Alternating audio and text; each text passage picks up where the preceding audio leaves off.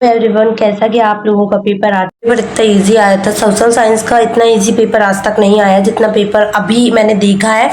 बहुत easiest paper था। तो आप लोग बताइए आपके कितने नंबर आ सकते हैं और कमेंट सेक्शन में बताना कि कितने नंबर का पेपर आप करके आए हो। मिला लो कितना सही है कितना गलत है, क्या सही करके आए हो। तो पहला क्वेश्चन आया था कि गैर नवीनीकरण साधन वो हैं जो कुछ ही वर्षों के प्रयोग के पश्चात समाप्त हो जाते हैं। तो सत्य या असत्य, तो ये हो जाएगा बिल्कुल सही है ये क्वेश्चन, है ना। ये भी हो जाएगा आपका ट्रू इंग्लिश वालों का। भारत में अब कुल 22 भाषाओं को संविधान की 8वीं अनुसूची में रखा गया है। कितनी भाषाओं को? 22 को। वैसे हमारे देश में बहुत सारी भाषाएं बोली जाती है भारत में, लेकिन ये सही है कि भाषाओं की अगर बात करते हैं तो संविधान की 8वीं सूची में 22 ही भाषाएं रखी गई हैं। तो ये भी हो जाएगा आपका सही। ठीक है। In India 22 language are now included in the 8th schedule of constitution. तो ये हो जाएगा आपका ट्रू। क्वेश्चन नंबर 3 कि भारत में संघीय व्यवस्था नहीं है। India is no longer for federal system. ठीक है। तो इसका क्या हो जाएगा आपका? बिल्कुल गलत है, ये ऐसा नहीं है। हमारे यहाँ संघीय व्यवस्था बिल्कुल है ना।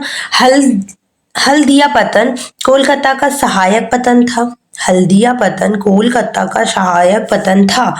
तो ये हो जाएगा आपका बिल्कुल सही। क्वेश्चन नंबर 5 कहता है आप लोग क्या करके आए हो? आपने भी उत्तर पुस्तिका में यही लिख कर आए हो या नहीं? आंसर शीट में यही फिल करके आए हो कि नहीं, वो मुझे बताना आप लोग। ठीक है। प्राथमिक, द्वितीय और तृतीय क्षेत्र की गतिविधियां स्वतंत्र हैं। प्राथमिक, द्वितीय और तृतीय क्षेत्र की गतिविधियां कैसी स्वतंत्र है? हाँ या नहीं? आप लोग क्या करके आए हो? गलत या फिर सही? ये हो जाएगा बिल्कुल आपका करेक्ट। क्या हो जाएगा? बिल्कुल करेक्ट। अब क्वेश्चन नंबर 6 कहता है कि मुद्रा के आधुनिक रूप में करेंसी, कागज के नोट और सिक्के शामिल है। मुद्रा के आधुनिक रूप में, तो हाँ बिल्कुल हमारे यहाँ दोनों चीजें यूज में आती है ना कागज के नोट भी और सिक्का भी। तो यहाँ पर आपको कुछ इस तरीके से बन जाएगा कि पहला हो जाएगा आपका कैसा? पहला हो जाएगा सही, दूसरा हो जाएगा आपका बिल्कुल सही, तीसरा हो जाएगा आपका इनकरेक्ट मतलब फॉल्स हो जाएगा, फोर्थ हो जाएगा करेक्ट, फिफ्थ हो जाएगा आपका इनकरेक्ट और 6 हो जाएगा आपका करेक्ट। अब आ जाते हैं अपन यहाँ पर सेकंड क्वेश्चन पे। सही जोड़ी आप लोग मिलान कर लीजिए इसका। भारतीय रिजर्व बैंक, तो इसका हो जाएगा ऋण का औपचारिक स्रोत। भारतीय रिजर्व बैंक ऋण का औपचारिक स्रोत है ना। दूसरा क्वेश्चन है कि स्वामित्व के आधार पर क्षेत्र क्या दिया है?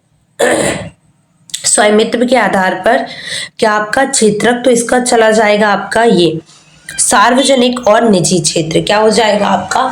सार्वजनिक और निजी क्षेत्र। तीसरा क्वेश्चन है कि राजनीतिक पार्टियों के कार्य क्या होते हैं? तो इसका करेक्ट आंसर हो जाएगा राजनीतिक पार्टियों के कार्य, तो ये आपका आंसर चला जाएगा चुनाव और सरकार व्यवस्था। राजनीतिक पार्टियों के कार्य, चुनाव और सरकार व्यवस्था। प्रिंट मीडिया लिखा है यहाँ पर क्वेश्चन नंबर 4 प्रिंट मीडिया। तो इसका चला जाएगा आपका चौथे का सामाजिक मुद्राओं को उठाना एवं समाचार। सामाजिक मुद्राओं को उठाना एवं समाचार। ठीक है। अब यहाँ पर लिखा है चूना पत्थर, पांचवी का हो जाएगा आपका चूना पत्थर, तो ये हो जाएगा आपका सीमेंट। ठीक है। साइमन कमीशन, तो इसका हो जाएगा आपका 1928। ये मैंने आपको बताया भी था और ये आपका एग्जाम में आया भी है। ठीक है। यहाँ पर देखिए पहले का हो जाएगा ये, दूसरे का हो जाएगा आपका, दूसरे का हो जाएगा ये, तीसरे का हो जाएगा आपका क्या ये, चौथे का हो जाएगा आपका ये, पांचवी का हो जाएगा ये, छठवीं का हो जाएगा ये। ठीक है। चलिए आप लोग भी इंग्लिश मीडियम वाले बच्चा भी वही प्रोसेस यूज करना। ये हो जाएगा इसका। ठीक है। पहले का हो जाएगा आपका ये, तीसरा, दूसरे का हो जाएगा आपका पहला, तीसरे का हो जाएगा आपका पांचवा ये वाला। ठीक है। ये तीसरे का हो जाएगा। इसके अलावा चौथे का हो जाएगा प्रिंट मीडिया ये वाला, चौथा ये हो जाएगा फिफ्थ लिम एंड स्टोन, तो ये हो जाएगा आपका पांचवी का ये, 6 का हो जाएगा आपका ये। ठीक है। अब अपन आ जाते हैं कहाँ पर? नीचे। ठीक है। बहुत ही सरल पेपर था यार, अगर कोई बच्चा नहीं करके आए तो बड़ा दुख होगा मुझे। भारत में पहली कपड़ा मिल किस स्थान पर लगी थी? तो ये थी अपनी मुंबई में। और यहाँ पर आप ये भी लिख सकते हैं, वैसे तो कहाँ ही पूछा है, लेकिन अगर हाँ एडवांस में पता हो तो बिल्कुल ऐसा लिख कर आए होंगे। मैं आशा करती हूँ सभी बच्चों से कि मुंबई 1854 मुंबई 1854। क्वेश्चन नंबर 2 देखिए, प्रथम विश्व युद्ध कब प्रारंभ हुआ, कब लड़ा गया, मतलब हेल्ड कब हुआ था। तो ये हुआ था 1914। बेटा मैंने कल जो वीडियो डाली थी ना उसमें देख लेना, मैंने ये सारी चीजें बताई थी, जितने भी ऑब्जेक्ट मैंने बताए थे वो सारे आए हैं सन 1914 से 18 के बीच में। थर्ड क्वेश्चन आप लोग देख सकते हैं, द्वितीयक क्षेत्र की गतिविधि का नाम लिखना है। द्वितीयक क्षेत्र की गतिविधि का आपको नाम लिखना है, तो इसका हो जाएगा आपका क्या, कपड़ा उद्योग। क्या हो जाएगा आपका, कपड़ा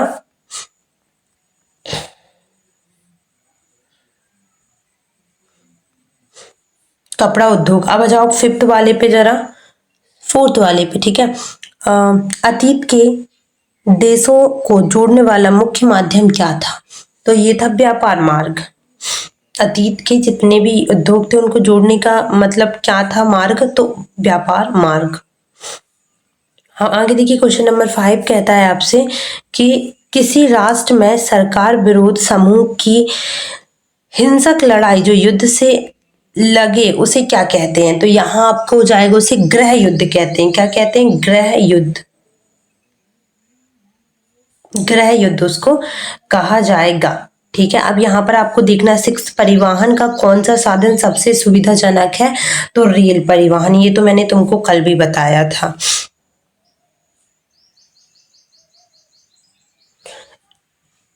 ठीक है, अब आ जाओ क्वेश्चन नंबर 4 पे, ऑब्जेक्टिव टाइप। पहला क्वेश्चन था कि ब्राजील में रियो डी जेनेरो में पर्यावरण और विकास सम्मेलन कब हुआ था, तो ये हुआ था आपका जून 1992 में, है ना। इसका हो जाएगा आपका जून 1992।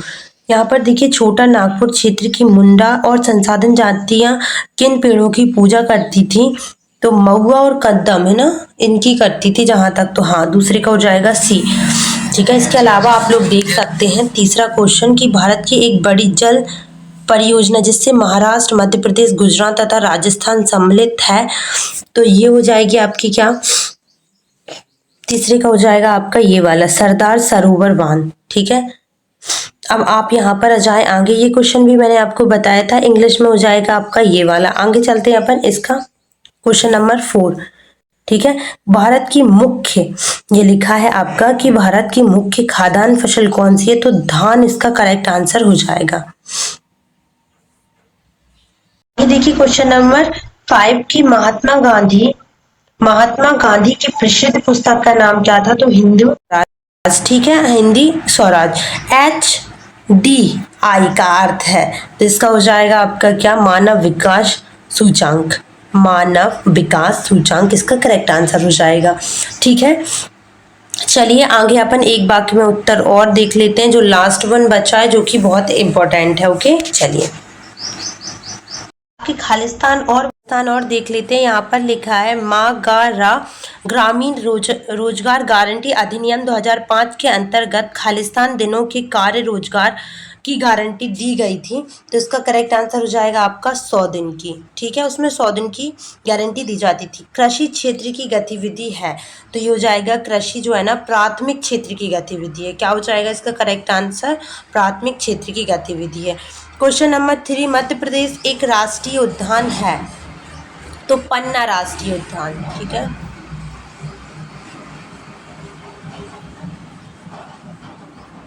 कैसा है बेटा, पन्ना राष्ट्रीय उद्यान है। सन खालिस्तान में श्रीलंका स्वतंत्र राष्ट्र बना था, तो ये हो जाएगा आपका 4 फरवरी को 1948 में, है ना। सन 4 फरवरी 1948 या 1948 4 फरवरी आप लिख दीजिएगा, है ना। फिर कहाँ पर आपका कौन जो राष्ट्र है वो स्वतंत्र हुआ था, तो श्रीलंका 4 फरवरी 1948 को वो स्वतंत्र हुआ था। सरकार 2 या अधिक स्तरों वाली होती है, तो हो जाएगा संघीय। क्या हो जाएगा, संघीय व्यवस्था या संघात्मक सरकार जो होती है वो 2 या 2 से अधिक स्तरों वाली होती है।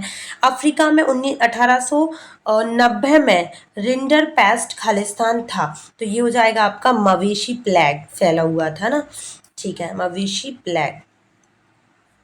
अब ठीक है, इसमें जो क्वेश्चंस हमने बताए थे वो बिल्कुल आए हैं, आप लोग चेक कर लेना। मैंने जो कल वीडियो डाली थी और मैंने बोला भी था कि प्रूफ दूंगी, स्क्रीनशॉट बिल्कुल आपको मिलेंगे। बस थोड़ा सा टाइम लग रहा है, लेकिन डेफिनेटली एक वीडियो बनाई जाएगी जिसमें जो चीज़ें मल्टीपल में आप देखेंगे समथिंग, आप जैसे कि पूरे मल्टीपल उठा के देख लीजिए, समथिंग आप कह सकते हैं कि 4-5 मल्टीपल क्वेश्चंस जो है वो आउट ऑफ गए हैं, अदरवाइज मैंने सारे कल ही बताए थे आप लोगों को। So thank you so much for watching this. मैं आशा करती हूँ आप लोगों का पेपर बहुत बढ़िया गया होगा, बहुत ही अच्छा रहा होगा। मुझे कमेंट सेक्शन में बताना किसके कितने नंबर आ सकते हैं, ठीक है। थैंक यू, और नेक्स्ट पेपर के लिए ऑल द बेस्ट। कुछ हेल्प होगी तो हम ज़रूर करेंगे आपकी। Thank you guys.